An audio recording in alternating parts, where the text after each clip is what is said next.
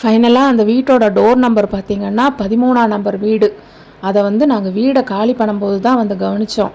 இது எல்லாருமே வந்து என்ன இது 13ஆம் நம்பர் பேய் வீடு மாதிரி இருக்குது, படம் பார்க்குற மாதிரி இருக்குது அப்படின்னு சொன்னதுக்கப்புறமா தான், அப்படி ஒரு படமான்னு சொல்லி நான் எடுத்து பார்க்கும்போது தான் இந்த வீட்டோட டோர் நம்பரும் அந்த படத்தோட பேரும் ஒரே மாதிரி இருக்குது, அந்த வீட்டில் நடந்த சம்பவமும் ஒரே மாதிரி இருக்குது.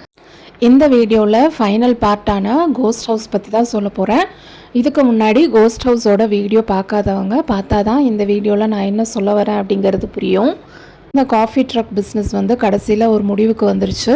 2022ல் ஆரம்பித்த 4 மாதத்தில் பிக்கப்பான நல்ல பிஸ்னஸ்ஸு, நல்லா ரன் ஆகிட்டு இருந்த பிஸ்னஸ்ஸு, நல்லா ஏர்ன் பண்ணிகிட்டு இருந்தோம். ஹஸ்பண்ட்க்கு கொஞ்சம் உடம்பு சரியில்லாமல் போயிடுச்சு. அதை வந்து கண்டினியூவே வந்து பண்ண முடியாதுங்கிற நிலைமைக்கு வந்துச்சு. என்னால் ஒருத்தினால் கண்டிப்பாக வந்து மேனேஜ் பண்ணுறதும் ரொம்பவே கஷ்டமாக இருந்துச்சு. ஸோ அதோடு நாங்கள் வந்து அந்த பிஸ்னஸை க்ளோஸ் பண்ண வேண்டியதாக போச்சு. அந்த வீட்டில் எங்களால் இருக்கவே முடியல. நாங்கள் வந்து ஒரு பிரேக் எடுத்துட்டோம். ஒரு நாள் என்ன பண்ணோன்னா, வெளியே போகிறப்போ நைட்டு படுக்கிறப்ப ஏசி போட்டது எங்களுக்கே தெரியாமல் மார்னிங் கிளம்பும் போதும் ஏசி போட்டிருப்போம் போல். அப்படியே விட்டுட்டு அப்படியே போயிட்டோம். ஆஃபே பண்ணாமல் ஏசி ஓடிட்டே இருந்திருக்கு. பக்கத்து வீட்டுக்காரங்க எங்களோட நம்பரும் இல்லை. அவங்க வந்து நாங்கள் நைட்டு தான் வரோம், அப்போ கூப்பிட்டு சொல்கிறாங்க, இந்த மாதிரி ஏசி ஓடிக்கிட்டே இருந்துச்சு. இந்த வீட்டில் வந்து இதுக்கு முன்னாடி இதே ரூமில் வந்து ஒரு தடவை வந்து தீ பிடிச்சிருந்துச்சு. இந்த ரூமில் இங்கே வந்து விளக்கு வச்சுட்டு போயிருந்தாங்க. எலி வந்து அந்த விளக்கை தட்டி விட்டு என்ன நடந்துச்சுன்னு தெரியாது, அந்த ரூம் ஃபுல்லாக வந்து தீ பிடிச்ச ரூமு அப்படின்னு சொல்லி ஃபஸ்ட் டைமாக அந்த வீட்டை பற்றியான ஒரு நெகட்டிவ் இன்ஃபர்மேஷன் எங்களுக்கு வந்து கிடச்சிது. அப்புறம் நாங்கள் வந்து எங்கள் அம்மா வீட்டுக்கு போயிட்டோம். எங்கள் அம்மா வீட்டுக்கு போய் அவங்க எங்கேயோ கோயிலுக்கெல்லாம் கூட்டிகிட்டு போய் கொஞ்சம் அந்த வீட்டுக்கு திரும்பி வரவே முடியாமல் எங்கள் அம்மா வீட்டில் தான் கொஞ்ச நாள் இருந்தோம். அப்புறம் ஒரு 1 மந்த் முடிஞ்சு அந்த வீட்டுக்கு போகிறோம். சரி எவ்வளோ நாள் தான் இங்கே இருக்கிறது அப்படின்னு சொல்லிட்டு அந்த வீட்டுக்கு போகலான்னு சொல்லி போகிறோம். அப்போ வந்து பக்கத்து வீட்டுக்காரங்க கேட்குறாங்க, எங்கே போனீங்க இவ்வளோ நாளாக, உங்களை ஆளே காணோம், என்ன ஏதுன்னு எதுவுமே எங்களுக்கு தெரியல. அப்புறம் அந்த அக்கா கிட்டே கேட்குறோம், இந்த வீட்டில் ஏதாவது பிரச்சனை இருக்கா அப்படின்னு சொல்லி கேட்கும்போது அப்போ தான் வந்து சொல்கிறாங்க, இந்த மாதிரி இந்த வீடு வந்து ஒரு 11 மாதமாக பூட்டி கிடந்துச்சு. இந்த வீடு முதல்ல இப்படி கிடையாது, வாசல்லாம் வந்து வேறு பக்கமாக தான் இருந்துச்சு. இதை வந்து வாங்கினவங்க வந்து ஆல்ட்ரு பண்ணியிருக்காங்க. இந்த வீட்டை வந்து 4-5 பேருக்கு மேலே விற்று விற்று விற்று இப்போ கடைசியாக ஒரு ஓனர் கைக்கு வந்திருக்கு. இந்த வீட்டுக்கு வந்து கணபதி பூஜை அது எல்லாமே பார்த்து வாஸ்து எல்லாம் மாற்றி இப்போ தான் வந்து திருப்பியும் வந்து வாடகைக்கு விட்டுருக்காங்க. இந்த லேண்டை வந்து என்ன பிரச்சனைன்னு தெரியாது. இதுக்கு முன்னாடி இருந்தவங்க வந்து நல்லா இந்த வீட்டுக்கு வந்திருக்காங்க. Car 4 car, finance business, husband wife 2 குழந்தைங்கன்னு வந்திருக்காங்க. இந்த வீட்டுக்கு வந்ததுக்கப்புறம் ஒரு 3 மந்த்ஸ் கூட ஆகலையாம். அந்த வீட்டில் இருந்து அவங்க 2 பேரும் பிரிஞ்சு தான் போனாங்களாம். இன்னொன்று அந்த அவங்கக்கிட்ட இருந்த கார் அத்தனையும் விற்று அந்த லேடி வந்து ஒரு அமாவாசை அந்த மாதிரி நாளில் ஏதோ மாடியில் போய் என்னை காப்பாற்றுங்க காப்பாற்றுங்கன்னு சொல்லி கத்துமா. அதுக்கப்புறம் அந்த லேடியோட ஹஸ்பண்ட் வந்து கடைசியில் இந்த வீட்டிலேருந்து போகும்போது வெறும் ட்ரௌசரோட பனியனோட அப்படியே ரோட்டில் நடந்து போச்சான், கையில் எதுவுமே இல்லாமல்.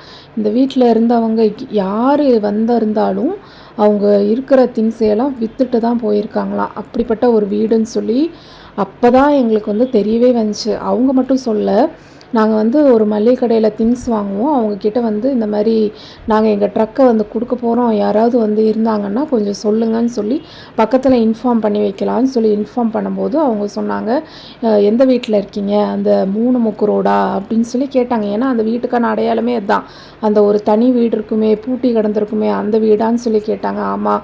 ஏன் அந்த வீட்டுக்கு போனீங்க, அந்த வீடு வந்து சுத்தமாக சரி கிடையாது, அந்த வீடை பற்றி ஃபஸ்ட்டே தெரிஞ்சிருந்தா நாங்கள் இந்த ஏரியாவில் இருக்கிறவங்க எல்லாருக்குமே அந்த வீட்டை பற்றி தெரியும் அப்படின்னு சொல்லி சொன்னப்போ எங்களுக்கு இன்னுமே ஷாக் ஆயிடுச்சு.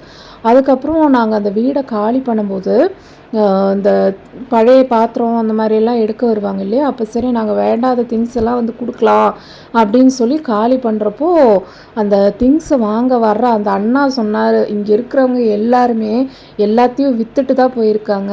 வீட்டை காலி பண்ணுற நேரத்தில் நாங்கள் வந்து ஒரு புது வார்ட்ரோபு சென்னையில் இருந்தப்போ வாங்கி வச்சுருந்தோம். அது ஒரு 16,000 3 டோர் வார்ட்ரோபு, ஒரு பிளாக் கலர் என்னோட ரொம்ப ஃபேவரெட்டு.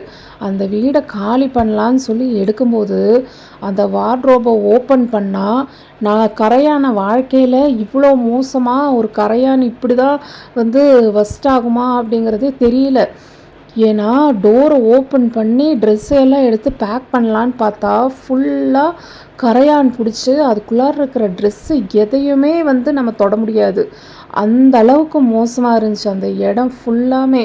அது எப்படின்னு தெரில, அந்த பெட்ரூமில் அப்படி என்ன தான் இருக்குதுன்னு தெரில, எங்கே தீ பிடிச்சி எரிஞ்சுதோ அதே இடத்துல தான் இந்த வார்ட்ரோபும் இந்த மாதிரி ஆயிருக்கு எங்களுக்கு.